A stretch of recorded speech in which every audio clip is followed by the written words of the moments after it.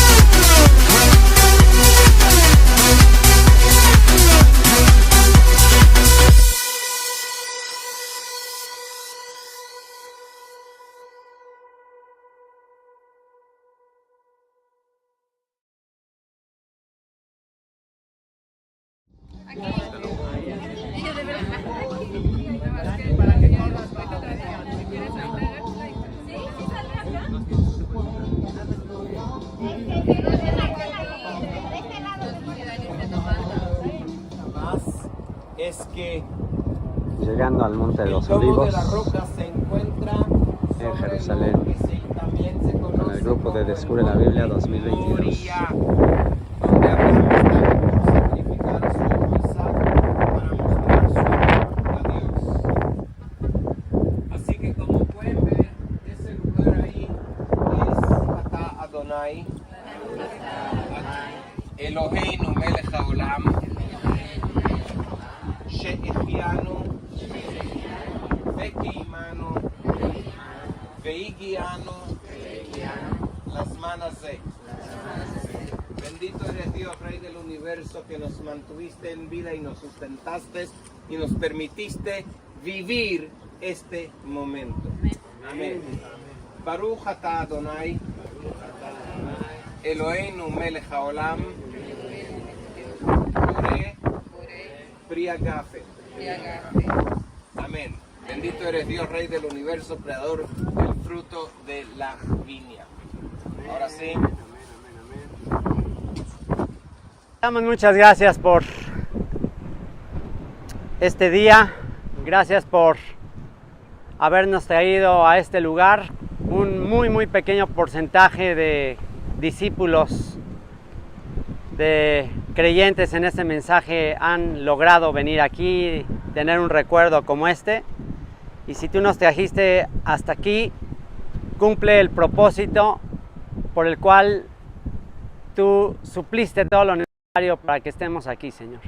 Abra nuestro corazón y que esas palabras que tú dijiste, Yeshua, hace casi 2000 años, sigan penetrando hasta lo más profundo de nuestros corazones de nuestras entrañas, de nuestros tuétanos. Como tu palabra dice que es como una espada de 2 filos, cortante, que penetra hasta lo más profundo de nuestro ser. Bendito sea Yeshua. Amén. Amén. Mateo capítulo 21.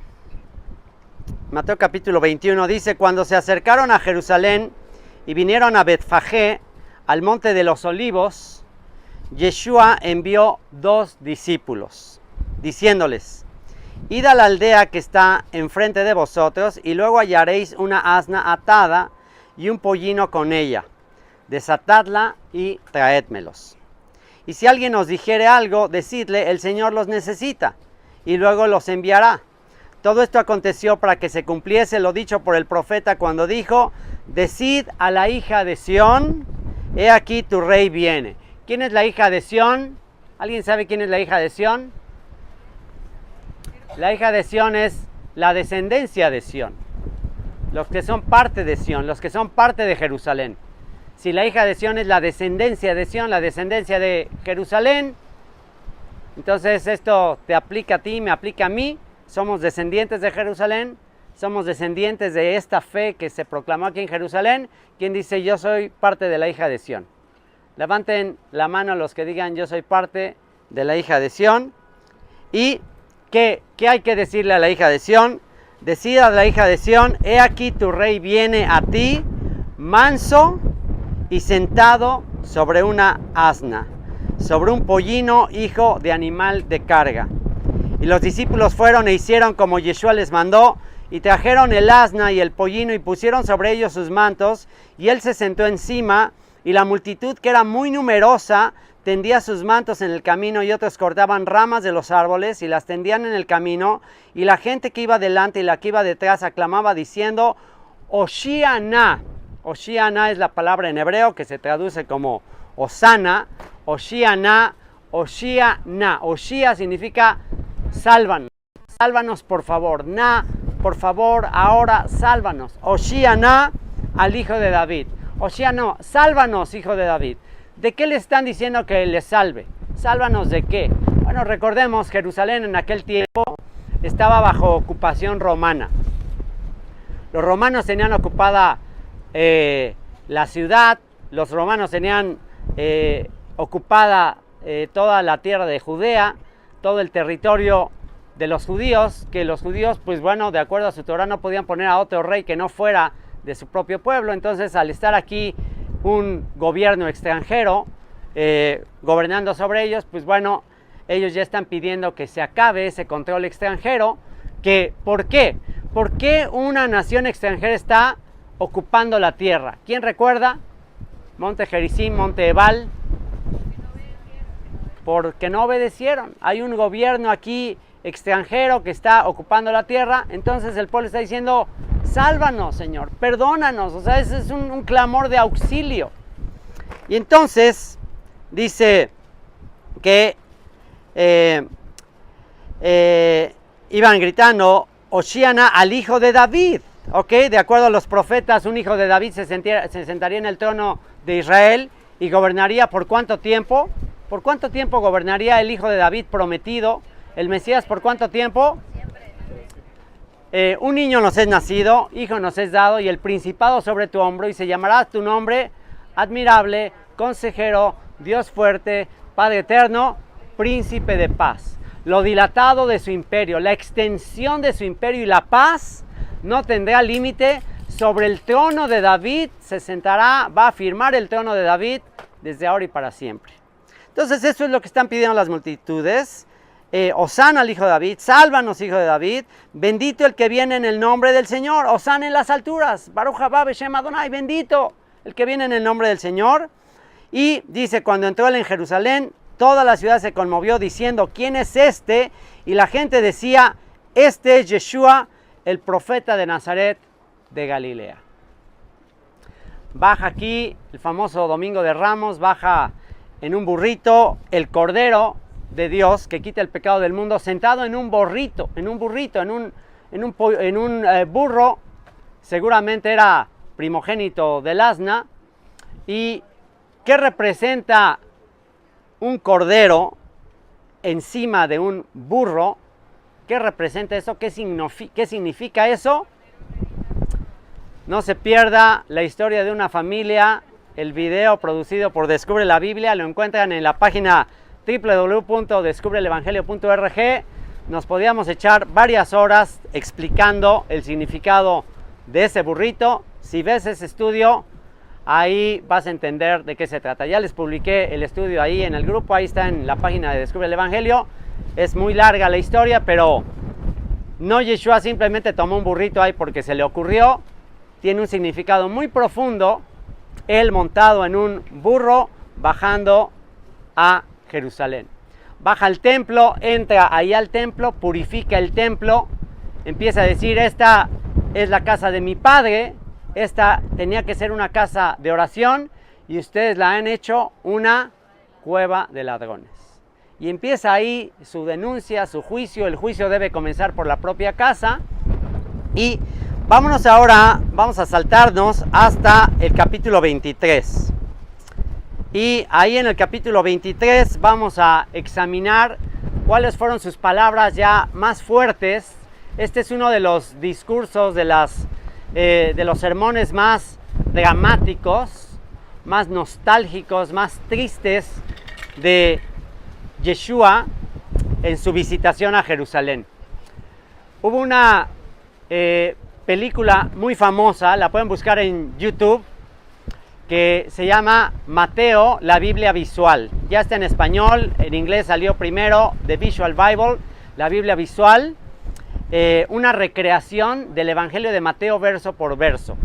Y cuando el productor hizo el casting para elegir al actor que representaría el papel de Jesús, de Yeshua, hizo todo un casting para representar el capítulo 23, porque es un capítulo difícil, el capítulo 23. El capítulo 23 de Mateo es la denuncia de Yeshua, es el juicio a los escribas y fariseos, a la élite religiosa, a los líderes religiosos de la nación, a los maestros de Israel, a los encargados de enseñarles las escrituras al pueblo de Israel. Y el capítulo 23, Yeshua les hace una denuncia durísima. Les dice: ay de vosotros, escribas y fariseos. Y empieza así a hablarles durísimo a la religión de su tiempo. Y bueno, pues este productor de esta película hizo un casting para ver quién esa escena la representaba mejor, porque es difícil. Es una escena que si no la representas bien, y a lo largo de la historia no se ha representado tan bien esa escena. Ha habido otras películas donde actores representan esa escena y incluso puede causar hasta odio, hasta rechazo, puede producir antisemitismo, puede causar una actitud entre los no judíos de arrogancia, de crítica, de juicio. Algo que el apóstol Pablo advirtió que teníamos que tener cuidado como gentiles injertados al olivo, como gentiles injertados a Israel. Teníamos que tener cuidado de no ser arrogantes, no tener una actitud de juicio hacia la casa de Judá, hacia los líderes que rechazaron a Yeshua, porque ahí el apóstol Pablo en su carta a los romanos deja muy claro que los gobernantes de Israel se endurecieron porque Dios los endureció para tener misericordia de los que al principio habían estado endurecidos, que fueron la casa de Israel. Primero, los de la casa de Israel fueron desobedientes y por eso fueron al exilio, y Dios tuvo misericordia de la casa de Judá. Y por eso la casa de Judá no fue al exilio a Babilonia y desapareció. Dios tuvo misericordia de la casa de Judá. Pero después, cuando en tiempos del Mesías, Dios endurece parcialmente a la casa de Judá, a los líderes de Judá, para que no reconocieran al Mesías, y de esa manera el Mesías tendría misericordia e iría en búsqueda de las ovejas perdidas de la casa de Israel, y entonces los que habían sido sujetos a desobediencia al principio alcanzarían misericordia, y estos que habían tenido misericordia al principio ahora son endurecidos, para que al final todos sean sujetos a desobediencia y al final Dios tenga misericordia de todos. Entonces, bueno, pues este capítulo 23 es un capítulo, les digo, difícil, donde Yeshua dice cosas muy fuertes a la casa, a los líderes de Judá, a los líderes religiosos de la casa de Judá les dice cosas muy fuertes, generación de víboras, y les dice cosas durísimas. ¿Quién los podrá librar de la condenación del infierno? Les dice cosas muy fuertes. Entonces, bueno, este productor busca actores que representen esa película, y el actor que al final ganó el casting escribe un libro donde él cuenta cómo él fue a ese casting. Y curioso que era un cristiano nuevo, un cristiano que tenía poco tiempo, a diferencia de los otros actores, qué curioso, cristianos con más tiempo, fueron así durísimos contra los judíos, y ¡ay, de vosotros, escribas y fariseos hipócritas! Y este era el productor viendo a los diferentes prospectos de actor, y finalmente pasa este actor más nuevito, que escribió, les digo, un libro para contar toda la historia. Y entonces él dice que antes de hacer la actuación, él entendió, y como que Dios le hizo entender, que él había nacido para representar a Jesús en una película, que casi él para eso había nacido. Y entonces él tenía mucho temor de representarlo mal. O sea, qué responsabilidad. Primera vez que se hacía el Evangelio de Mateo verso por verso. Primera vez que se hacía una película así, verso por verso, de todo el Evangelio de Mateo. Casi todas las películas son así como un resumen. Aquí era verso por verso. Entonces él sentía mucha responsabilidad. Y oró y le dijo: Señor, ayúdame. Yo sé que yo para esto nací. Quiero representarte bien. ¿Cómo le hago? Dime algo. Dame sabiduría. ¿Cómo fue realmente? Entonces él dice, lo único que Yeshua le dijo, y él siente que Yeshua se lo dijo directo, ¿sabes qué? Lo único que quiero que sepas es que cuando yo le estoy hablando a esta gente, yo no los odio, yo no estoy enojado, yo no estoy así como queriendo destruirlos. No, ese no es mi espíritu, ese no es mi deseo. Solamente quiero que transmitas que yo les amo y que estoy triste, estoy tan triste de que no hayan reconocido su visitación, que lo lamento mucho, porque va a venir una destrucción terrible. Entonces, ya con eso en mente, él va, hace la escena, tienen que verla, les voy a mandar el link de YouTube para que vean la escena. En inglés se ve mejor porque el que lo dobló en español no lo hizo tan bien, quizás no conocía la historia de este actor, pero el que lo hace en inglés lo hace perfecto, porque es en su idioma. Y bueno, pues se echa todo el capítulo 23 y al final de la escena, cae de rodillas y empieza a llorar y empieza a decirles a todos: Jerusalén, Jerusalén, que matas a tus profetas y apedreas a los que te son enviados, cuánto hubiese deseado tomarte como la gallina toma sus pollitos y no quisiste. Y cae así de rodillas y se pone a llorar, una escena impresionante, y se pone a llorar. ¿Y quieren saber qué pasó cuando se arrodilla y se pone a llorar? ¿Quieren saber qué pasó?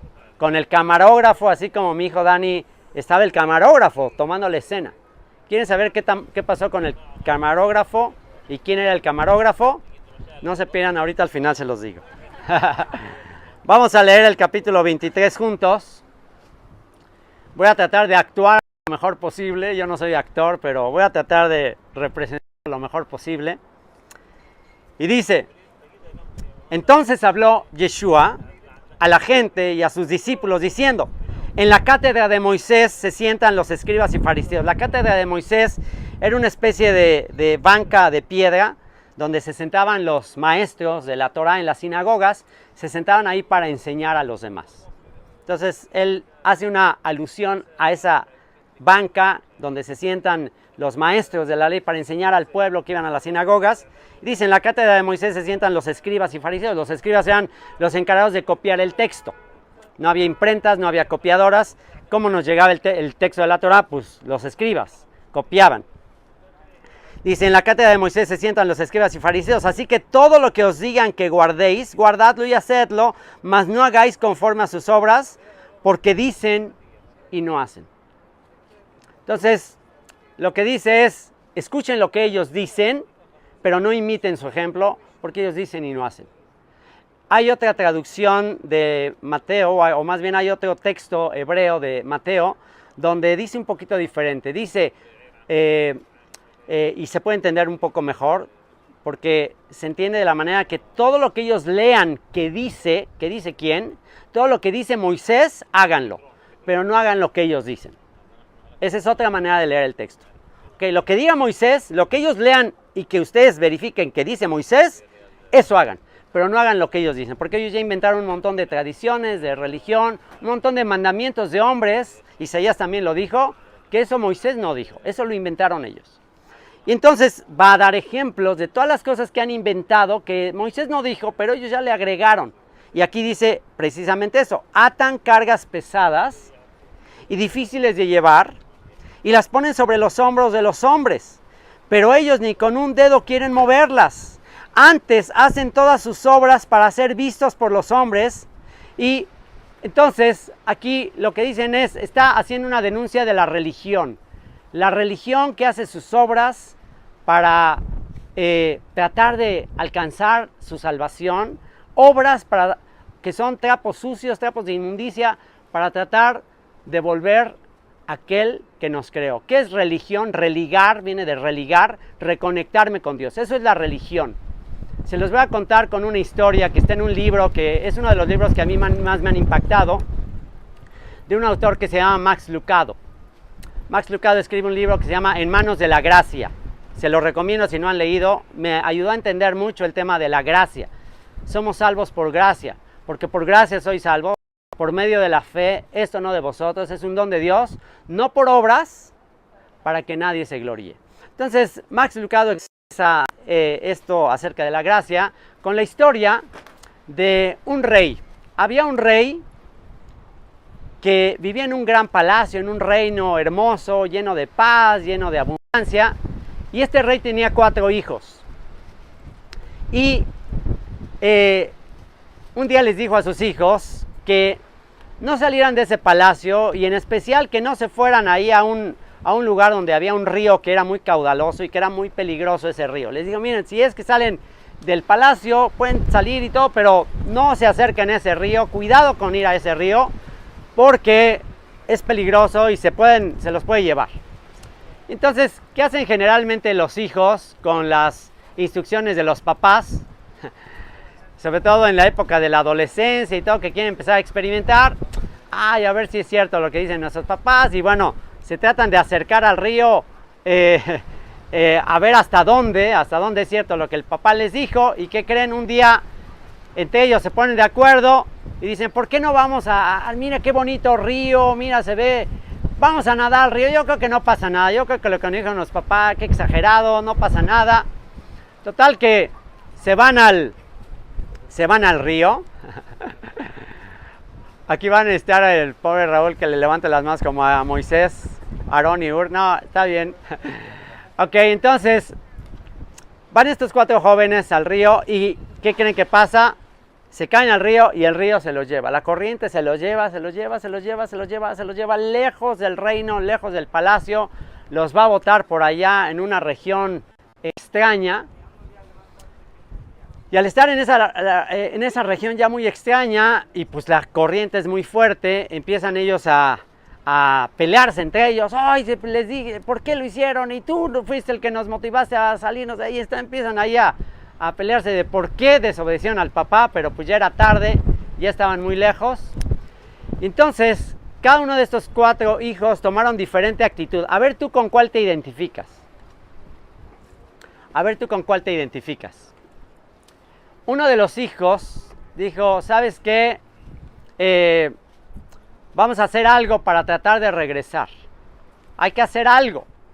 Mi papá, imagínate la tristeza que le vamos a causar a mi papá. Hay que hacer algo. Él nos advirtió que no nos saliéramos de aquí. Hagamos algo. Y entonces, ¿qué hace uno de los hijos en su esfuerzo?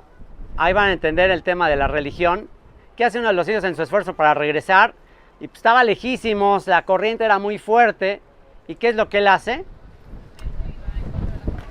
Él empieza a juntar piedritas de ahí del lugar, empieza a juntar piedritas, ramas de árboles y va poniéndolas, pone las piedritas, se las lleva la corriente, pone ramitas, se los lleva, tipo cataratas del Niágara, y él está tratando de subir. Entonces, pero insiste en querer subir las cataratas del Niágara, insiste, no se rinde. Eso es la religión, ¿sabes? Eso es la religión. Tratar de subir las cataratas del Niágara tú solo, con ramitas, con piedritas, a ver cómo le va a hacer. Otro se da por vencido y ¿sabes qué? Imposible, nunca va a llegar, nunca vamos a regresar, ya olvídalo, acomódate, confórmate, yo voy aquí a construir mi casa en este lugar, y ya se pone ahí a agarrar también palitos, ramas, y empieza, según él, a hacer su mansión. Empieza a hacer tremenda mansión, según él, pero es una choza de ramas horrible. Y él dice, yo de aquí soy, yo ya me olvido del reino, me olvido de eso, yo ya, pues ya no, nunca voy a poder regresar, mejor me quedo aquí, me acomodo, vivo la vida, la disfruto, aquí veo aquí en qué me divierto, ya aquí a gozar de la vida. El tercer hijo, al verlos, dice, ¿sabes qué? Bueno, ahorita les digo el tercer hijo. El tercer hijo lo único que hace es, ve todo eso y ya nada más se pone a llorar, ya nada más se pone a decir, ¿sabes qué? No, yo no puedo hacer nada, no hay manera de que regresemos, y yo no soy de aquí tampoco, yo no voy a estar feliz aquí. Entonces yo voy a esperar a que mi papá venga a salvarme. Yo sé que un día mi papá va a venir a salvarme, mi papá no se va a quedar quieto hasta que me salve. Así que espérate, tú que estás construyendo tu casa, espérate, no, ¿cómo crees? No eres de aquí. Vamos a esperar a que nuestro papá venga a salvarnos. Así que él está con esperanza. Y el cuarto, ¿qué hizo? El cuarto se dedicó solamente a criticar a los otros tres.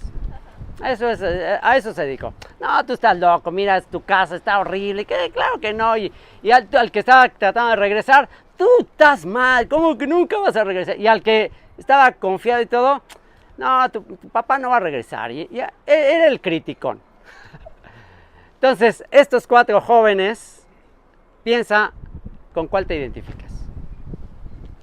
Entonces, bueno, volviendo a Mateo capítulo 23, dice Yeshua, antes hacen todas sus obras para ser vistos por los hombres, la religión, el tratar de llegar con sus propias fuerzas, pero también para ser vistos por los hombres, pues ensanchan sus filacterias y extienden los flecos de sus mantos, ensanchan sus filacterias. ¿Cuáles son las filacterias? Las filacterias son las cajitas de oración que se pone el judío. Al rato que vayan al muro de los lamentos, les van a preguntar a los hombres si son judíos. Va a haber ahí un grupito de judíos ortodoxos que le van a decir, ¿eres judío? Si le dices sí, y pues obviamente te ven vestido así como no religioso, como no ortodoxo, te dice vente para acá, y te van a tratar de poner el tefilín si les dices que eres judío, porque pues en la tradición judía ponerse esas cajitas es algo muy importante, es un recordatorio de tu identidad como judío. Es lo que dice Deuteronomio capítulo 6, estas palabras que yo te mando hoy estarán en tu corazón, las repetirás a tus hijos, las pondrás como una señal en tu mano y como frontales entre tus ojos. Entonces es el tefilín, son cajitas de oraciones para recordar ese mandamiento, que no está mal. Yeshua no criticó el uso de los tefilín, de hecho, sin duda él también usó tefilín.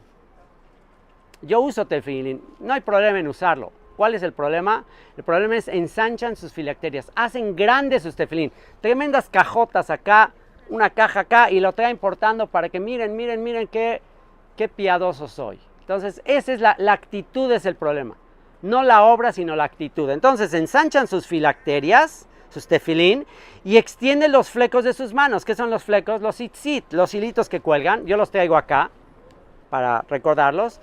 En el ámbito ortodoxo se ponen acá y dice los extienden, es decir, los hacen más largos, casi ya traerlos así al piso para que se den cuenta que yo uso tzitzit. Y miren, vean que uso tzitzit, pero es la actitud de véanme, ¿no? Y aman los primeros asientos en las cenas y las primeras sillas en las sinagogas y las salutaciones en las plazas, y que los hombres los llamen rabí, rabí. Pero vosotros no queráis que os llamen rabí. No le llamen Ana. No dejes que te llamen rabí. No dejes que te llamen rabí. ni tú le digas rabí a otro, ni dejes que te llamen rabí. Ahora en el movimiento de las raíces hebreas del mesianismo, ahora ya están surgiendo rabinos, rabí, y el rabino. ¿Por qué dice no le llamen rabí a nadie? Porque ustedes son hermanos. ¿Y porque rabí? ¿Qué significa rabí? Rabí viene de la palabra rab, que significa grande. Rabí, el sufijo significa mi grande. Entonces cuando tú le dices rabí a alguien, le estás diciendo eres mi grande. Entonces Yeshua dice, ¿qué mi grande ni qué nada? O sea, ¿qué grande? Entonces, ni dejes que te llamen rabí. Por eso, por favor, no me digan rabí, no le digan a nadie rabí. Y no dejes que te llamen rabí, porque uno es vuestro maestro, el Cristo, el Mesías. Y todos vosotros sois hermanos. Y no llaméis Padre vuestro a nadie en la tierra, porque uno es vuestro Padre, el que está en los cielos. El Santo Padre, ¿han oído esa expresión? Al Santo, dale un beso al Santo Padre. ¿Qué Santo Padre? Ni qué nada. Uno es mi Padre que está en los cielos. Ni seáis llamados Moré. No hay Moré, no hay maestro. Porque uno es vuestro maestro, el Mesías. También, qué triste en esto de las raíces hebreas, el Moré fulanito de tal. El Moré, ¿qué Moré ni qué nada? Todos somos discípulos, todos somos seguidores. Él es el maestro. Y el que es mayor de vosotros sea vuestro siervo. ¿Quiere ser grande? Entonces sea el siervo de todos. Sea el servidor de todos. Lo que él hizo en la cena, lavar los pies a los discípulos. Ejemplo les he dado para que sigan mis pisadas. Porque el que se enaltece será humillado y el que se humilla será enaltecido. Mas ay de vosotros, escribas y fariseos hipócritas, porque cerráis el reino de los cielos delante de los hombres. Pues ni entráis vosotros ni dejáis entrar a los que están entrando. La religión a mí me hizo ateo por años. Yo fui ateo por la religión. La religión, ni entran los líderes religiosos ni dejan entrar a los que están entrando. ¡Ay de vosotros, escribas y fariseos hipócritas! Y la palabra hipócrita suena fuerte, pero es una palabra en griego que simplemente se refiere a los teatros grecorromanos donde salían los actores y como no había micrófonos, ¿cómo hacían los actores para representar emociones? Se ponían unas máscaras gigantes con cara feliz o cara triste, según lo que querían representar. Entonces los hipócritas eran los actores, así, que salían con tremendas caras de risa o de tristeza, el símbolo del teatro ahora, para representar una actuación. Entonces, al decirles hipócritas, se está refiriendo a esa práctica del teatro griego. Son unos actores ustedes, están haciendo las cosas solo para los demás. Y les dice, porque devoráis las casas de las viudas, y como pretexto hacéis largas oraciones, por esto recibiréis mayor condenación. Hacen oraciones, pero para pedir dinero. Ay de vosotros, escribas y fariseos hipócritas, actores, porque recorréis mar y tierra para hacer un prosélito. Y una vez hecho, le hacéis 2 veces más hijo del infierno que vosotros. Ay de vosotros, guías ciegos, que decís, si alguno jura por el templo no es nada, pero si alguno jura por el oro del templo es deudor. Insensatos y ciegos, porque ¿cuál es mayor, el oro o el templo que santifica el oro? Aquí está hablando de interpretaciones equivocadas que estaban haciendo de la Torá. También decís, si alguno jura por el altar no es nada, pero si alguno jura por la ofrenda que está sobre él es deudor. Necios y ciegos, porque ¿cuál es mayor, la ofrenda o el altar que santifica la ofrenda? Pues el que jura por el altar, jura por él y por todo lo que está sobre él. El que jura por el templo, jura por él y por el que lo habita. Y el que jura por el cielo, jura por el trono de Dios y por aquel que está sentado en él. Ay de vosotros, escribas y fariseos hipócritas, actores, porque diezmáis la menta y el eneldo y el comino. Son muy meticulosos hasta en su diezmo, en así cada detalle. Pero han dejado lo más importante de la ley, la justicia, la misericordia y la fe. La lectura de la Escritura, el escudriñar la Escritura. La fe viene por el oír por la palabra de Dios. Esto era necesario hacer sin dejar de hacer aquello. Guías ciegos, que coláis el mosquito y tragáis el camello. Eres muy exagerado en unas cosas y en otras que son más importantes las dejas pasar. Ay de vosotros, escribas y fariseos hipócritas, porque limpiáis lo de afuera del vaso y del plato, pero por dentro estáis llenos de robo y de injusticia. Solo buscas las apariencias. Solo quieres que te aplaudan, solo quieres aparentar, pero por dentro Fariseo ciego. Limpia primero lo de dentro del vaso y del plato para que también lo de fuera sea limpio. Ay de vosotros, escribas y fariseos hipócritas, porque sois semejantes a sepulcros blanqueados, que por fuera la verdad se muestran hermosos, mas por dentro están llenos de huesos de muertos y de toda inmundicia, de toda impureza. Así también vosotros por fuera la verdad os mostráis justos a los hombres. Tu lenguaje, tú quieres apantallar, pero por dentro estáis llenos de hipocresía e iniquidad. Ay de vosotros, escribas y fariseos hipócritas, porque edificáis los sepulcros de los profetas y adornáis los monumentos de los justos, y decís: si hubiésemos vivido en los días de nuestros padres, no hubiéramos sido cómplices en la sangre de los profetas. Así que dais testimonio contra vosotros mismos de que sois hijos de aquellos que mataron a los profetas. Aquí hay muchas tumbas de los profetas que mataron los líderes religiosos. Vosotros también llenad la medida de vuestros padres. Sí, sigue siendo como tus padres. Sigue siendo como ellos. Serpientes, generación de víboras. Simiente de la serpiente. Son como la serpiente, mentirosos, engañando. ¿Cómo escaparéis de la condenación del infierno? Por tanto, he aquí yo os envío profetas y sabios y escribas, y de ellos a unos mataréis y crucificaréis, y a otros azotaréis en vuestras sinagogas, y perseguiréis de ciudad en ciudad, para que venga sobre vosotros toda la sangre justa que se ha derramado sobre la tierra, desde la sangre de Abel hasta la sangre de Zacarías, hijo de Berequías, a quien matasteis entre el templo y el altar. De cierto os digo que todo esto vendrá sobre esta generación. Wow. El juicio de todos los profetas que mataron, ¿qué les dice? Vendrá sobre esta generación. El castigo de todo lo malo que han hecho vendrá sobre esta generación. Se está refiriendo a esa generación que estaba viviendo. ¿Se cumplió esa profecía? Se cumplió. Se cumplió. 37 años después aproximadamente, el templo fue destruido, las casas fueron saqueadas, vino una destrucción cual nunca antes había habido. El historiador Josefo documenta con detalle el juicio de Jerusalén, el sitio de Jerusalén. Los romanos fueron inmisericordias. Los romanos destruyeron todas las sinagogas del territorio, destruyeron el templo. Y Yeshua, sabiendo eso, dice: Jerusalén, Jerusalén, Jerusalén, Jerusalén, que matas a los profetas y apedreas a los que te son enviados. ¿Cuántas veces quise juntar a tus hijos como la gallina junta sus polluelos debajo de sus alas? Quise juntar a tus hijos, quise reunirte, quise que fueras uno, quise que te amaras. Solo eso era lo que quería de ti, que me amaras a mí, que se amaran unos a otros. ¿Qué tiene de difícil eso? Solo ama a Dios y ama a tu prójimo como a ti mismo. ¿Por qué no lo hiciste, Jerusalén? ¿Cuántas veces quise juntar a tus hijos como la gallina junta sus polluelos debajo de sus alas y no quisiste?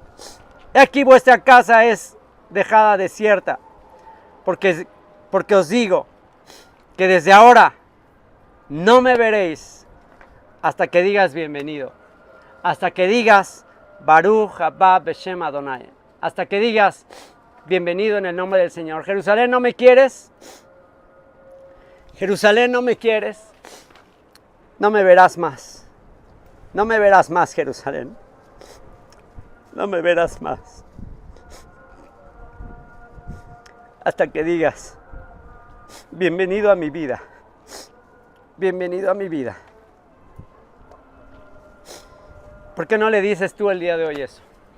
¿Por qué no tú evitas el error de la religión, de los líderes, de la gente de este lugar? ¿Por qué no tú el día de hoy le dices: bendito el que viene en el nombre del Señor? Señor, yo no te voy a negar, yo no te voy a rechazar, yo rompo en este momento con la hipocresía, con actuación, no más actuación. Quiero que este sea el momento más real de mi vida. Quiero que este sea el momento más sincero de mi vida. Si he sido hipócrita, si he sido un actor, si he sido falso, si he estado en el mundo con un pie y contigo en otro pie, Señor, dame en ese momento el momento de más sinceridad en mi vida. Y si quieres vivir el momento de más sinceridad en tu vida, ponte de rodillas aquí en Jerusalén. Ponte de rodillas rumbo al templo y dile: bendito el que viene en el nombre del Señor, bienvenido a mi alma, bienvenido a mi vida, Señor. Perdóname por mi hipocresía, perdóname por mi doble ánimo, perdóname por mi tibieza. Perdóname, Señor. No más tibieza, no más hipocresía, Señor. Porque al que mucho se le da, mucho se le demandará. Me has dado demasiado, me has enseñado demasiado para seguir en dos caminos. Aquí estoy, Señor. Aquí está mi vida.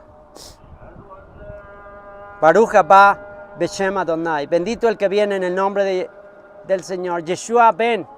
Yeshua ven. Yeshua ven pronto. Oshiana. Sálvanos, Señor. Sálvanos. Que sea en esta generación. Esa generación te rechazó, Señor.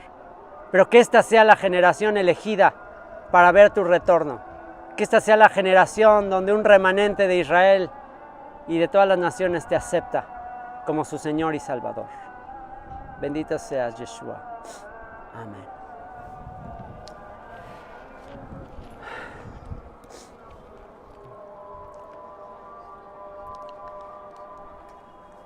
Si tu corazón no se conmovió ante este capítulo, ante este llamado,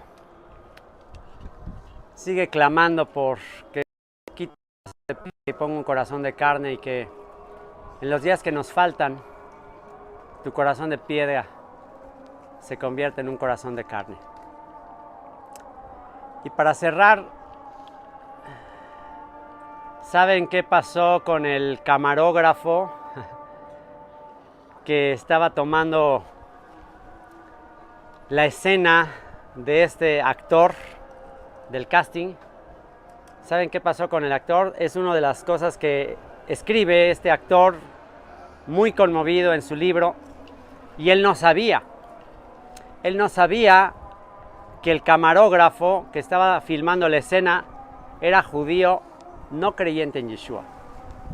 Era un simple profesional camarógrafo judío que él no sabía quién era, pero lo vio que después de la escena no paraba de llorar. Y cuando investigó, porque le sorprendió mucho que el camarógrafo lloraba y lloraba, preguntó quién era y le dijeron: ese hombre es judío.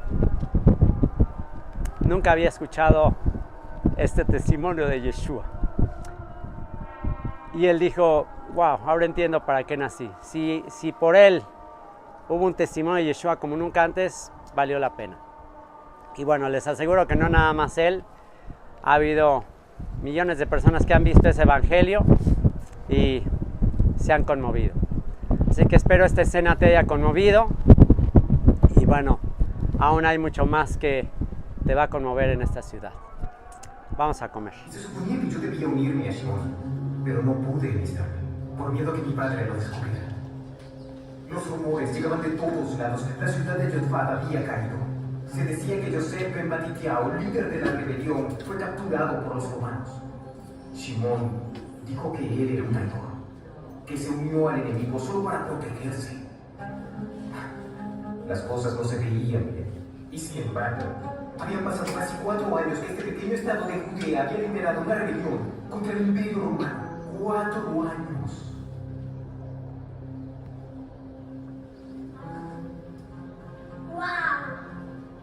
¿De dónde sacaste eso? ¿Es de verdad? Juro por el sagrado templo que es real. Está prohibido jurar en el templo. ¿De dónde lo sacaste? Debe ser su hermano Sadok. Mi hermana Chifra me dijo que ella vio que Sadok se reunió con los... Cuando dice tu casa será dejada desierta, desolada, habla de toda esta desolación. Que ahorita pues otra vez ya se volvió a llenar de gente, otra vez ya estamos en la época de la restauración de todas las cosas. Estamos en la época de la consolación de Sión, están regresando sus hijos, pero por siglos esto duró así desolado. ¿Okay? Aunque hubo imperios que conquistaron y reconquistaron, y bueno, desde la época de los romanos después vienen diferentes imperios que han tenido el control de la ciudad, hasta que los ingleses en la Primera Guerra Mundial conquistan Jerusalén. El general Allenby británico conquista la ciudad de Jerusalén, y un detalle interesante ahí, entre paréntesis, del general Allenby, un general británico, que al entrar por la puerta de Jaffa a Jerusalén, ustedes pueden entrar por la puerta de Jaffa a Jerusalén, al entrar venía en su caballo y se bajó del caballo y entró caminando. Y él, pues alguien de formación cristiana, dijo: esta es la ciudad del gran rey, esta es la ciudad de mi Salvador, no soy digno de entrar en caballo. Se bajó caminando en un gesto de humildad, de que pues es Jerusalén, ¿no? Entonces los británicos conquistan la ciudad de los turcos, que la tenían hasta ese momento, y eso dura hasta la independencia de Israel en 1948. O sea, desde la Primera Guerra Mundial hasta el 48 los ingleses tienen control de la ciudad. Después vienen ya los judíos, 1948, Guerra de Independencia. Pero aunque el judío ya declara su independencia y ya se tenía la ciudad o parte de la ciudad en sí, todavía no podían entrar a esta sección. Todavía el judío no podía llegar al Muro de los Lamentos. Tenía acceso a una parte de Jerusalén, la parte occidental, pero no a esta parte. Entonces, en la Guerra de los 6 días, en el 67, que los jordanos tenían esta parte de Jerusalén, es cuando ya Israel vuelve a tener acceso a esta ciudad. Y hay videos que ustedes pueden ver en YouTube del momento en que el ejército israelí entra a los muros de la ciudad, entra al Muro de los Lamentos, tocan el shofar ahí, y después de 2000 años casi vuelve a estar el judío en este lugar tan sagrado. Entonces es un momento muy emotivo, muy emocionante. Y bueno, pues ya a partir de ahí empiezan a llegar los hermanos cristianos de todas las naciones, y ya estamos en tiempos ya de clímax de la historia. Entonces, bueno, aquí básicamente les voy a dar una introducción al estudio que vamos a tener allá para cerrar el día. Y esta introducción, como les digo, es la continuación de Mateo 23. Nos quedamos en un momento muy conmovedor, y pues ponte a pensar tú, como Yeshua, que ya sabes perfectamente qué va a pasar. Ponte a pensar cómo se sentiría el rey de los judíos de saber que la ciudad del gran rey va a ser destruida. Por eso es absurdo, por eso es ilógico. Y bueno, obviamente quien no conecta a Jesús con Judá, con el pueblo judío, o sea, quien no lo conecta, quien no lo ve como uno de ellos y lo ve como el líder de otra religión, pues por supuesto que nunca va a imaginarse a Yeshua llorando con mucha tristeza de la destrucción de Jerusalén. Pero iba a ser una tragedia, iba a ser algo terrible. Entonces él ya vislumbraba lo que iba a suceder aquí, la destrucción del gran templo, que cuando los discípulos pasaron por acá, está documentado en las Escrituras, que pasaron por acá y le enseñaron los edificios, le enseñaron cómo había sido construido el templo, y se admiraban de la majestuosidad del templo. Está escrito en la historia judía que quien no conociera el templo de Jerusalén no conocía lo que era un edificio hermoso. Lo citaron en la película. Quien no conozca el templo de Jerusalén no conoce una construcción, un edificio hermoso. Construido, pues aquí más o menos tienen una idea de las piedras que se usaron para engrandecer esta plataforma, porque esta plataforma que ven acá es eso, es una plataforma, o es como una especie de caja de piedra para contener tierra, ya que se amplió el monte del templo. El monte del templo originalmente no era tan grande como ahora, ¿ok? En tiempos de Salomón construyó un templo muy majestuoso, pero después los babilonios lo destruyeron, y después de que los babilonios lo destruyeron, se volvió a reconstruir en tiempos de Esdras, Nehemías, Zorobabel, se vuelve a construir el templo. Ese es el segundo templo. Entonces el segundo templo cuando se construye, ahí lo vemos documentado también en los profetas, que los profetas que vieron, los profetas que documentan la reconstrucción del templo, si alguien se acuerda, ¿qué hacían los ancianos cuando vieron el segundo templo terminado? Los ancianos, ¿qué hacían? ¿Se acuerdan? Lloraban. ¿Por qué lloraban? Porque se acordaban del primer templo y decían, no, pues esto nada que ver con el primer templo, ¿no? Y los jóvenes se alegraban, porque pues, los jóvenes como no habían visto el primer templo, ellos se alegraban. Pero está escrito también que la gloria postrera del templo sería mayor que la primera. ¿Por qué la gloria postrera sería mayor que la primera? Pues porque ahí vendría el rey de Israel, ahí vendría el rey de los judíos. Y también porque el templo, pues posteriormente sí tendría una gran gloria. O sea, posteriormente, en la época del rey Herodes, que el rey Herodes era el rey de los judíos, el rey Herodes inicia un proyecto de hacerlo más hermoso, de ampliación y de hacerlo más hermoso al templo de Jerusalén, lo hacen más, y entonces Herodes el Grande se hizo famoso por su gran don como constructor. A pesar de que era un hombre chaparrito, quizás su complejo de ser muy chaparrito, imagínense a Herodes el Grande, más o menos aquí como la de estatura de Eli. Ese era el Herodes el Grande, ¿no? Entonces Herodes el Grande, pues dicen Herodes el Grande, pues era un chaparrito, pero que tenía unas grandes ideas. Bueno, Eli porque es mujer no pasa nada, pero Herodes el Grande fue conocido como un gran arquitecto. Todavía existen construcciones que él hizo, dentro de ellas fue la ampliación de este templo, y como no había lugar suficiente, no había terreno suficiente para ampliar el templo como él quería, ¿qué creen que se le ocurrió hacer al gran arquitecto? ¿Qué creen que se le ocurrió hacer? Expandir el terreno del monte, hacerlo más grande, como trayendo tierra de otros lugares, haciendo un monte más grande, y para contener la tierra, que no se deslavara, que no se saliera, construye esas barreras de contención, que échense mover esas rocas de toneladas sin maquinaria. Entonces, ponte a pensar todo lo que implicó. Ahora, esas piedras gigantescas de abajo, de la base, son de la época de Herodes. Ya las que ven ustedes más arriba, esas chiquitas de allá, esas ya no son de la época de Herodes. De la época de Herodes son las grandes. Obviamente que cuando ya todo esto es destruido, pues ya después, posteriormente, en diferentes épocas, se le va añadiendo para allá. Pero entonces ya en la parte de arriba, ya un patio mucho más grande. En ese patio mucho más grande, ahora sí es donde ya puede él agrandar el templo. Entonces ahora sí, ya en la época de Yeshua, ahora sí es un templo majestuoso. Ahora sí ya todos, wow, ve nada más. Ahí pueden entender a los discípulos. O sea, ponte a pensar en un campesino, en un pescador de Galilea, que vivían ahí en sus casitas chiquitas. Ponte a pensar en uno de ellos, que llega aquí a Jerusalén y ve esto, nada más de pura plataforma. O sea, ponte a pensar lo que para ellos representaba eso, como decir, wow, o sea, cuánta mano de obra se necesitó para esto, cuánto dinero se necesitó para esto. Entonces era algo impactante. Entonces por eso es que a Yeshua, sorprendidos, apantallados, los discípulos le dicen, mira maestro, mira nada más, tremendo templo. ¿Y qué les dice Yeshua? De cierto les digo que no quedará piedra sobre piedra.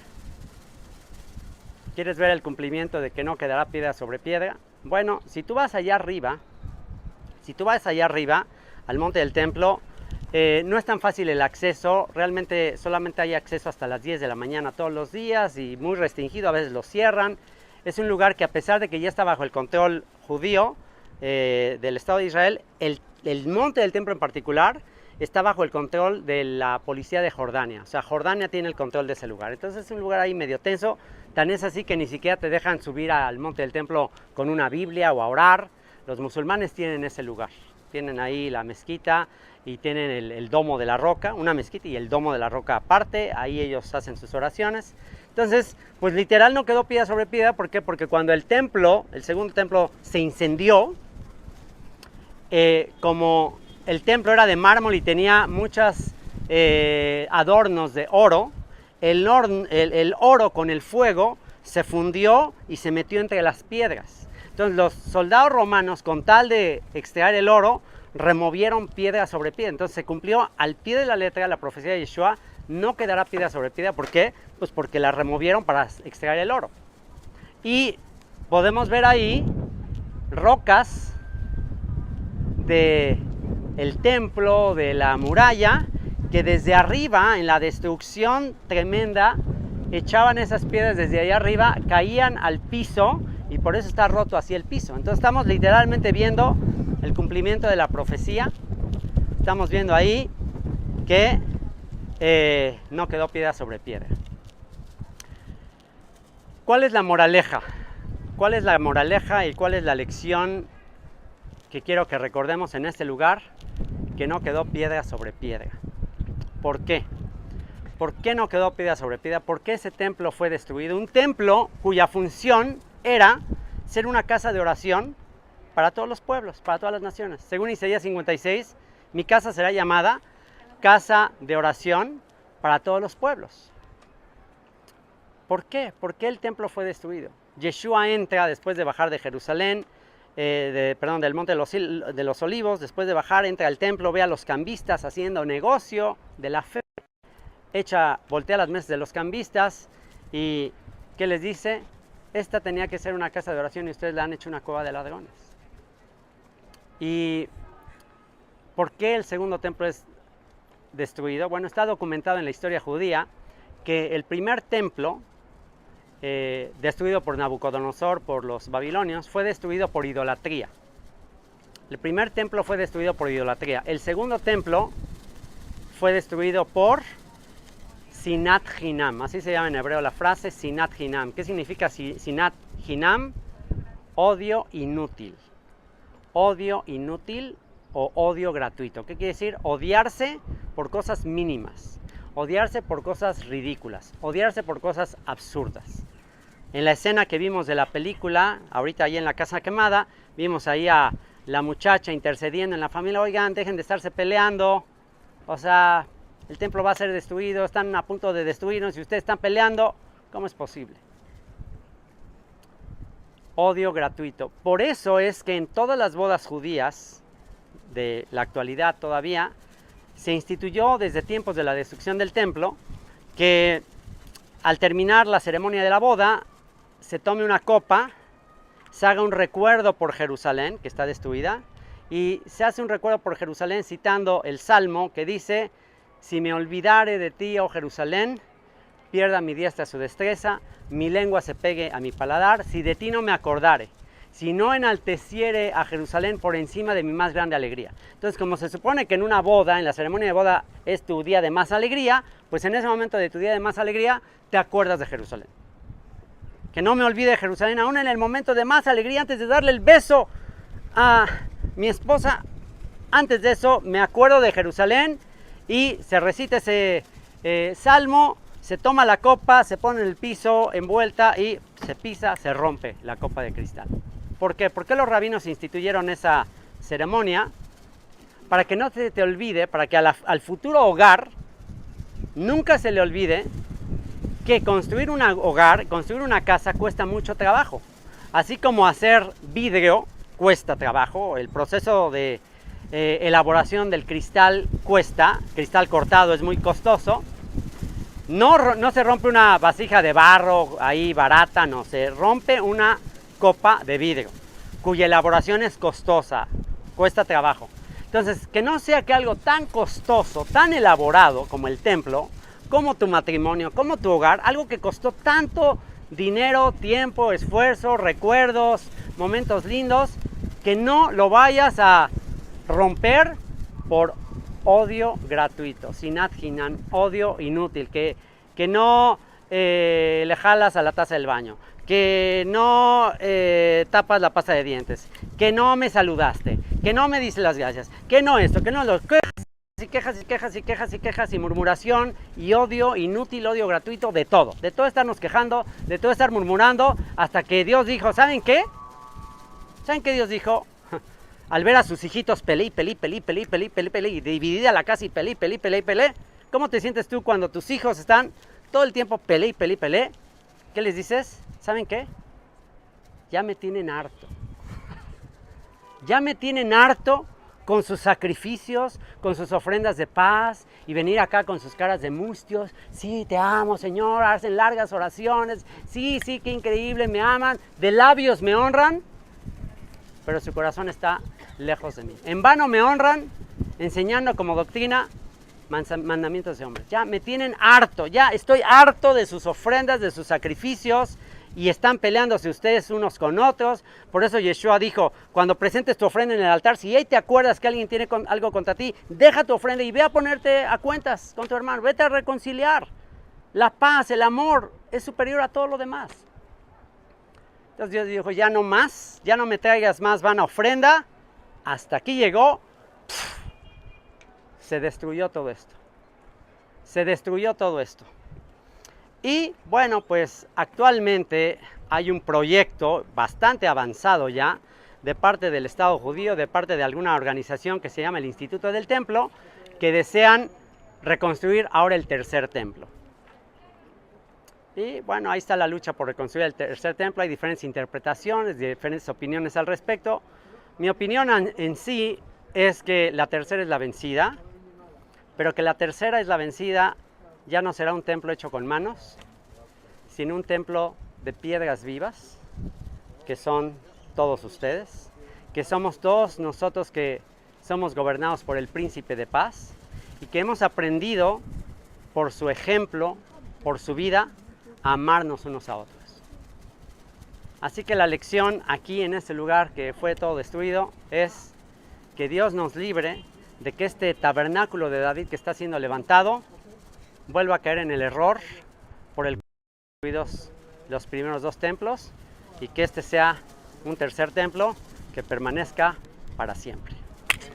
Vámonos al siguiente lugar.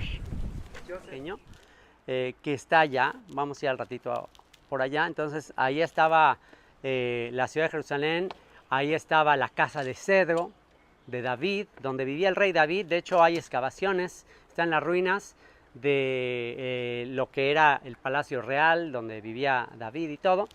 Desde allá, desde ese lugar, es donde David vio a este monte, y en este monte, en la explanada de este monte, ¿qué había? ¿Qué había en tiempos de David en la explanada de ese monte? Esa es la ciudad de David que conquista de los jebuseos. Pero acá había, en este lugar alto, en esos tiempos, en tiempos del rey David, ¿qué hacían en los lugares altos?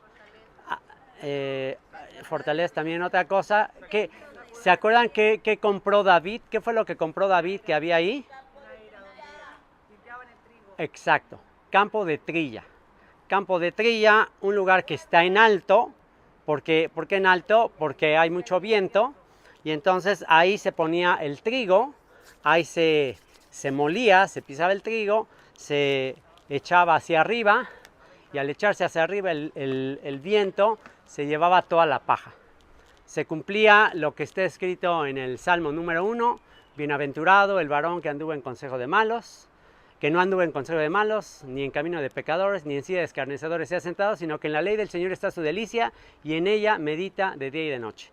Será como árbol plantado junto a corrientes de aguas, que da su fruto a su tiempo, y su hoja no cae, y todo lo que hace, perseverará. No así los malos, que son como el tamo, como la paja, que arrebata el viento. Fíjense qué interesante, que el lugar donde se construyó el templo era un lugar de trilla. Era un lugar donde el viento se llevaría la paja y el trigo permanecería.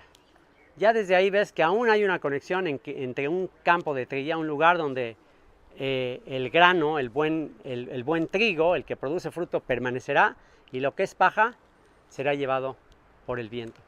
Entonces el rey David, cuando conquista la ciudad de Jerusalén, que está allá abajo, hace su casa de cedro. Él tiene en su corazón, al mirar este monte, que también, de acuerdo a la tradición, en ese monte del templo, de hecho, debajo de la cúpula de oro, debajo de ese domo de la roca, si ustedes entran a ese lugar, que ahora ya está prohibido, ahora ya no dejan entrar. A mí todavía me tocó entrar cuando se podía, y lo único que ustedes van a ver ahí dentro de ese domo de la roca es una roca con un cristal que, de acuerdo a la tradición, es donde Abraham iba a sacrificar a Isaac. Entonces, por eso ese lugar era un lugar sagrado. el lugar donde Abraham iba a sacrificar a Isaac. Pero si nos vamos más atrás de Abraham, también se dice que esa roca se le conoce como la Eben Ashtia, la roca original, que se dice que todo el planeta se originó de esa piedrita y de esa piedrita se originó el mundo. Y esa piedra se le llama por eso la piedra original y es donde comenzó todas las cosas. Por eso es que el anhelo de venir a orar aquí al muro es como reconectarte no solo con Abraham, Isaac, David, sino con reconectarte con el origen de todas las cosas. Es como el anhelo de la criatura de conectarse con su creador, lo más cercano a donde todo comenzó. ¿Okay? Entonces el rey David, ya conquistando la ciudad, él se ve en esa casa de cedro y dice, ¿cómo es que yo habito en una casa de cedro? Y el arca del pacto, que representa el trono de Dios, la presencia de Dios, está en una tienda de campaña, ¿no? Que es el tabernáculo.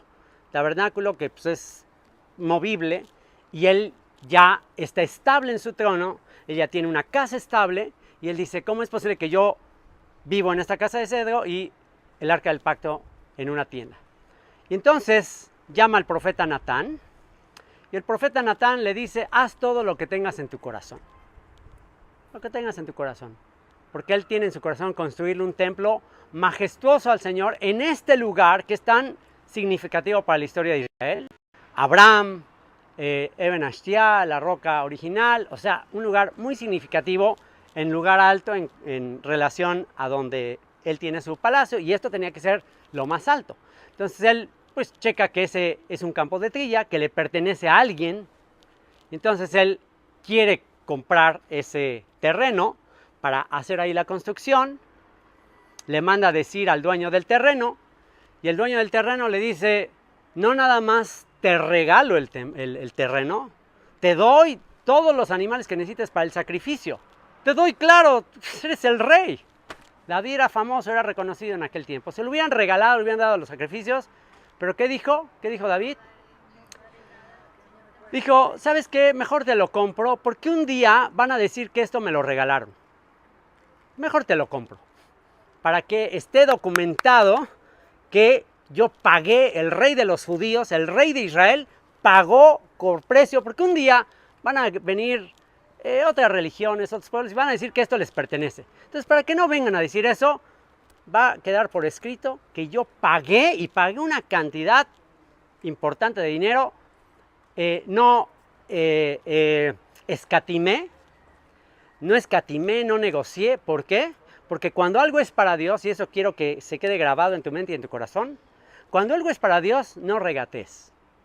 No regates. Tenemos, y aquí espero acabar con la maldición latina, hispanoamericana, de pobreza, de miseria, de mala educación que hemos recibido por influencia, tristemente, a veces también católica romana, de pensar que las cosas espirituales, esas hay que escatimar y te las deben regalar y debe ser gratis. Y las cosas de este mundo, ahí sí sueltas todo el dinero sin escatimar. Ahí sí no escatimas en ir a pagar una colegiatura a Harvard o al TEC de Monterrey o donde sea. Ahí no se escatima. O vacaciones o lo que sea. Pero cuando es para el Señor, oye, no, ¿cómo cobran? Deben regalármelo. No, al revés, justo al revés. Las cosas de este mundo, ahí sí regatéale, ahí sí sé buen negociante, sé arbano, pero las cosas para Dios, ¿qué dijo David?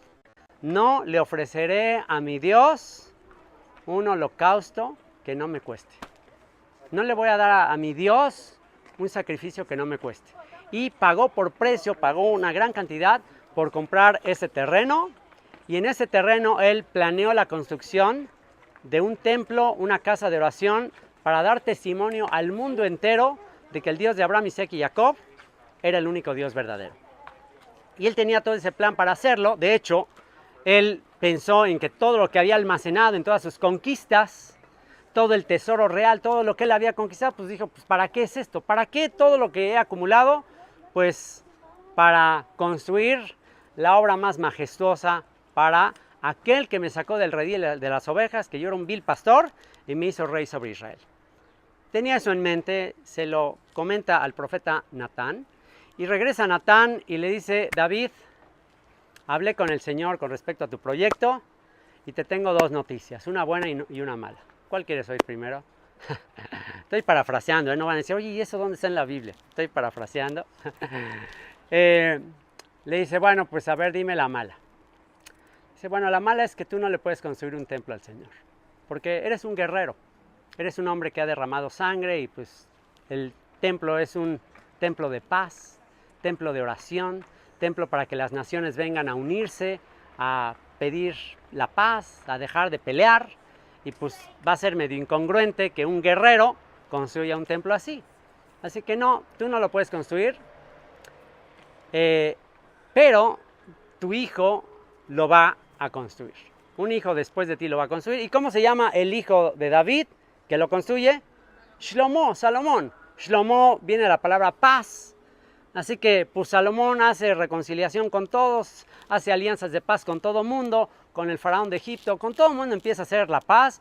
¿Cómo hace la paz? Mediante alianzas matrimoniales, para que ya todos sean sus suegros, y pues ya quien le va a hacer guerra a su yerno, se casa con un montón de princesas de todas las naciones, y pues por eso se convierte en un hombre que hace la paz, construye el templo, y cuando Salomón construye el templo y lo dedica, hace esa famosa oración en la cual se pone de rodillas rumbo al templo y ora rumbo al templo levantando las manos diciendo, Señor, cuando Israel esté en guerra, cuando haya pestilencia, cuando tu pueblo hubiere pecado, si tu pueblo se humilla, si tu pueblo mira rumbo a este lugar, escucha su oración desde los cielos y ten misericordia y perdona. Y después dijo, y cuando el extranjero, que sea de lejanas tierras, que no sea parte de tu pueblo Israel, venga a este lugar o incline su mirada hasta ese lugar y ore y te pida, Señor, escucha y concede sus peticiones.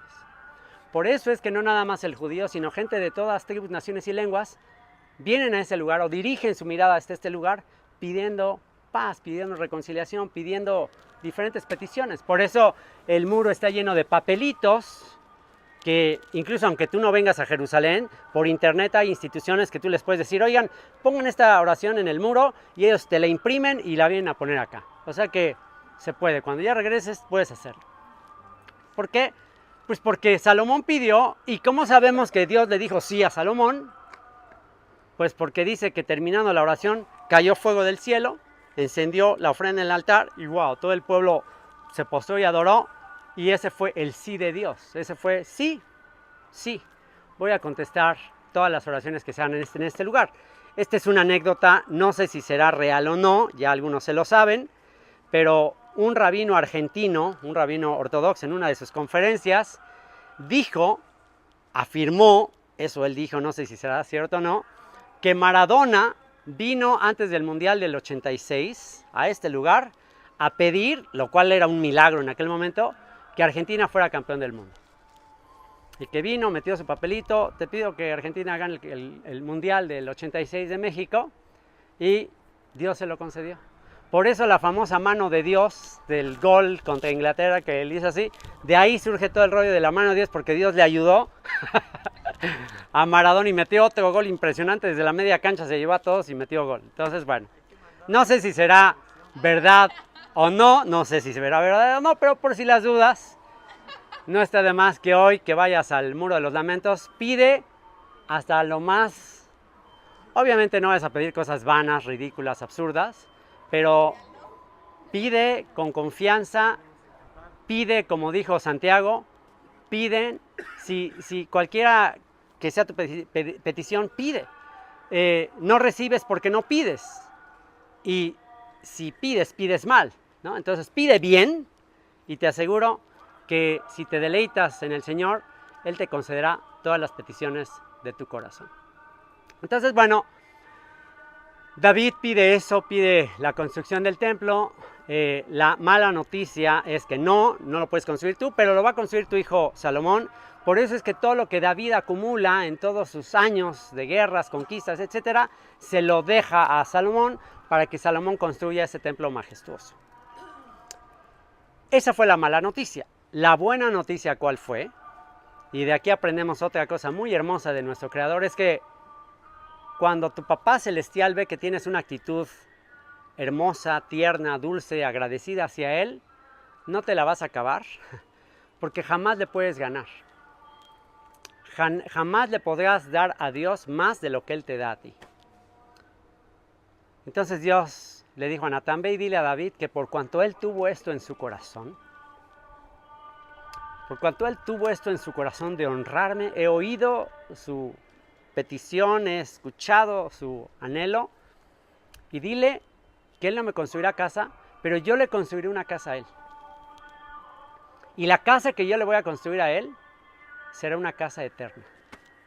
Será una dinastía eterna que nunca terminará, que nunca podrá ser destruida. Entonces, por el anhelo que tuvo el rey David de construir una casa, de comprar un terreno, de hacer todo esto, ¿saben cuál fue la respuesta divina? Ahora yo te voy a hacer una dinastía, ahora te voy a hacer un reino que no tendrá fin.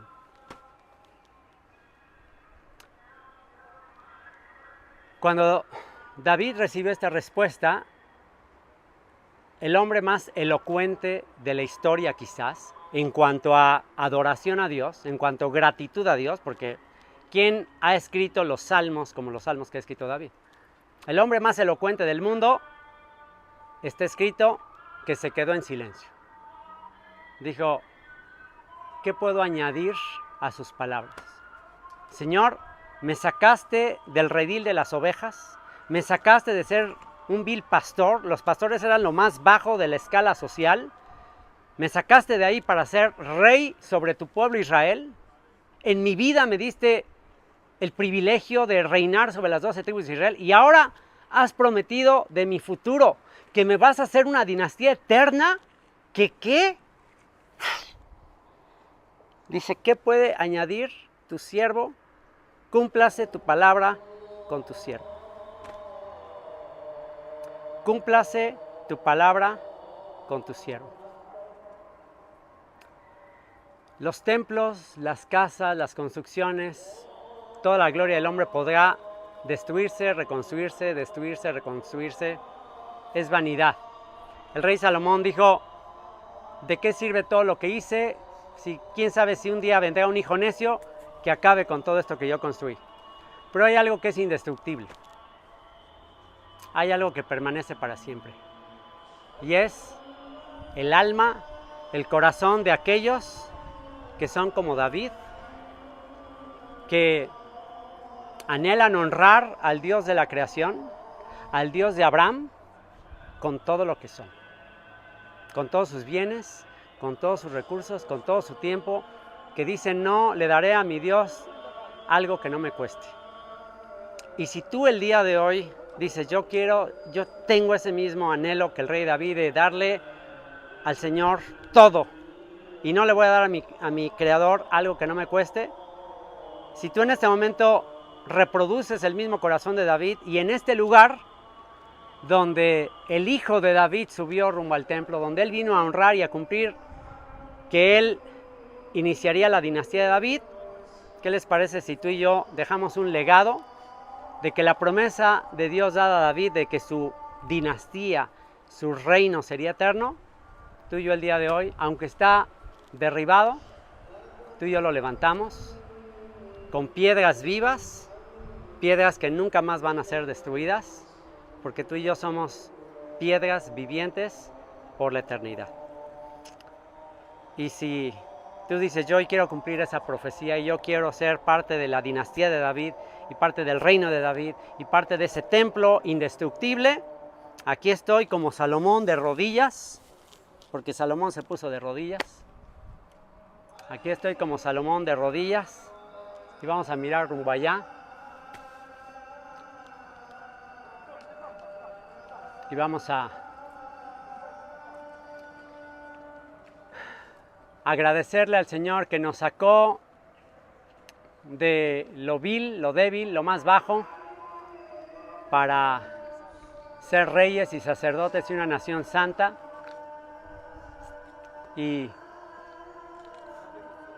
presentar nuestros cuerpos en sacrificio vivo, santo, agradable a Él, que es nuestro culto racional.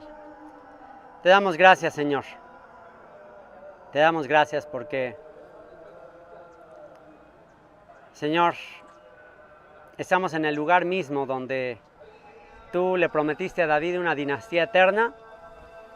Y aquí, Señor, estamos viendo el cumplimiento de esa promesa. Gracias, Señor, porque si tú no edificas la casa, en vano trabajan los que la edifican. Por demás es que nos levantemos de madrugada y vayamos tarde a reposar y tomemos pan de dolores, porque a su amado darás tú el sueño. He aquí herencia tuya son los hijos habidos en la juventud, cosa de estima el fruto del vientre, como flechas en manos del valiente. Señor, queremos ser esas flechas del rey David que llegan lejos y que, Señor, por siempre y para siempre se cumpla su anhelo de que este lugar sea un lugar de paz para todas las naciones. En el nombre de Yeshua, el Hijo de David. Amén. Salmo 126 lo vamos a cumplir literalmente. ¿Qué? ¿Qué? Acá. Ok. ¿Listo? Listo. Ok. Salmo 122, cántico gradual. ¿Qué dijimos que significa cántico gradual? Shir la Maalot, cántico de ascensión. De hecho, es un salmo para de aquí de la ciudad de David, de aquí el origen de aquí de Jerusalén, subir rumbo al templo. Un salmo que se cantaba de aquí al templo. ¿Y qué dice?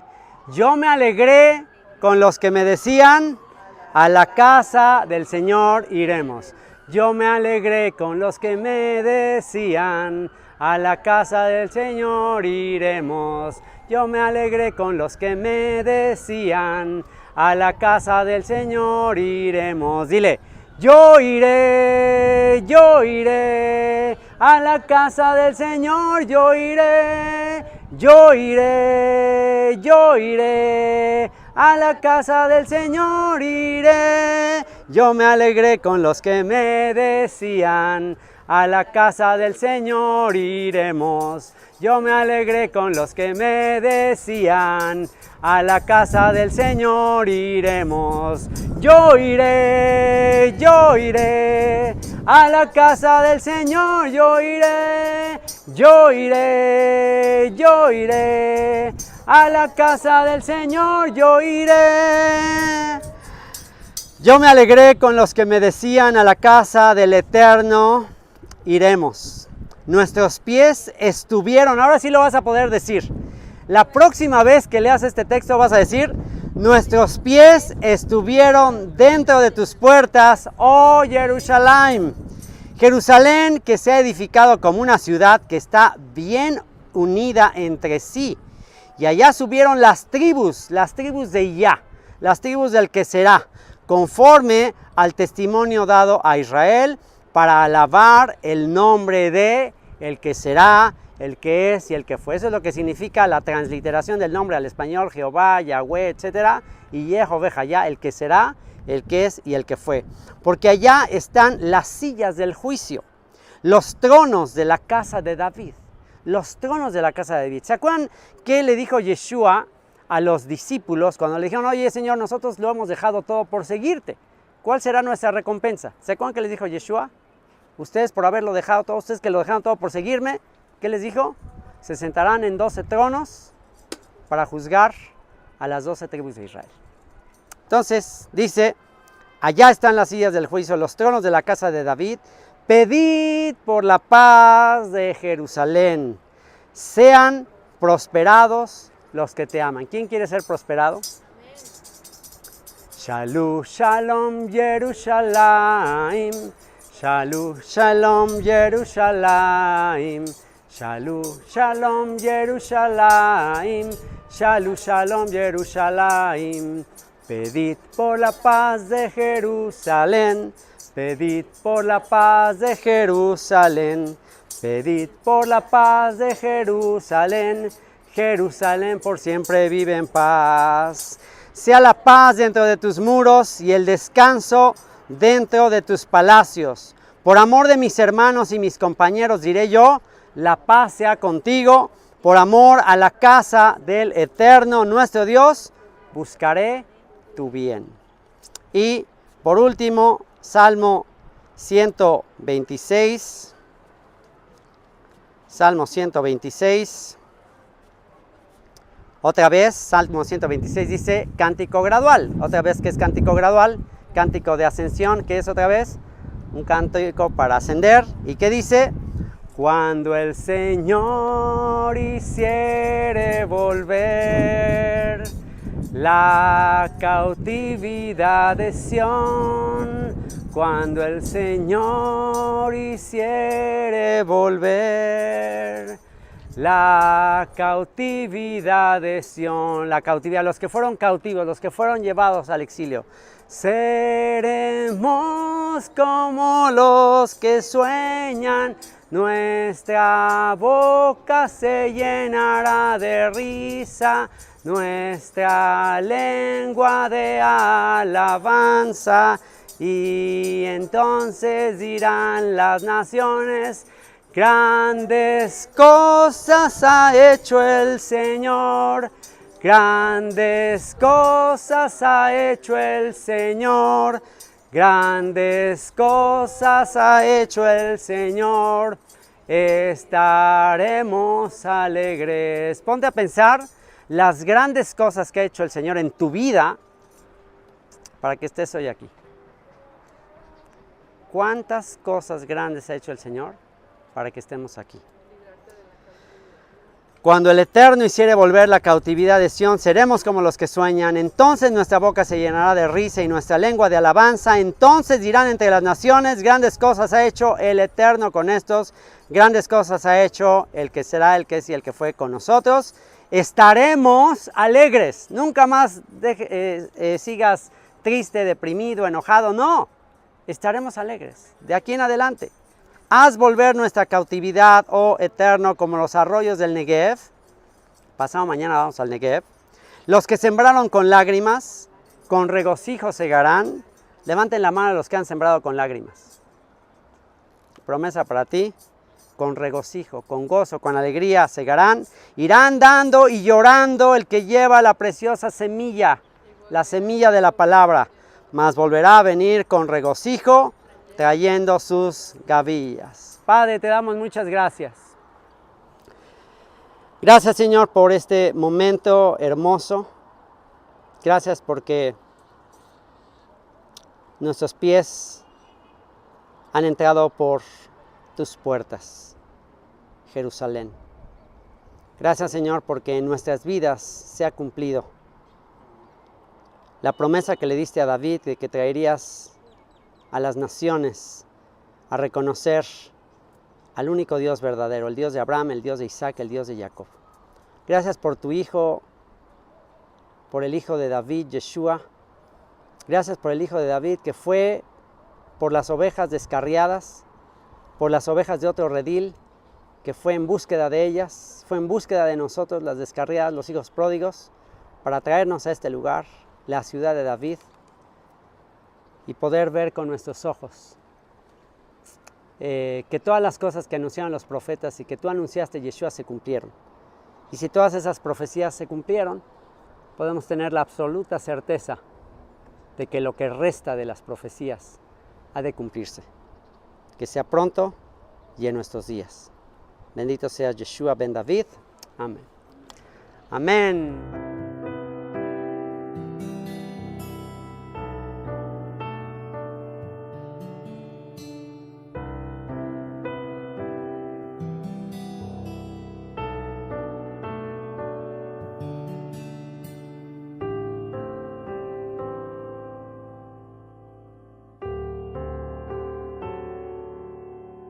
Aunque mi pecado testifica contra mí, sáname, Señor, y seré sano. Escucha, oh Dios, al clamor de mis suspiros. Mira la aflicción dentro de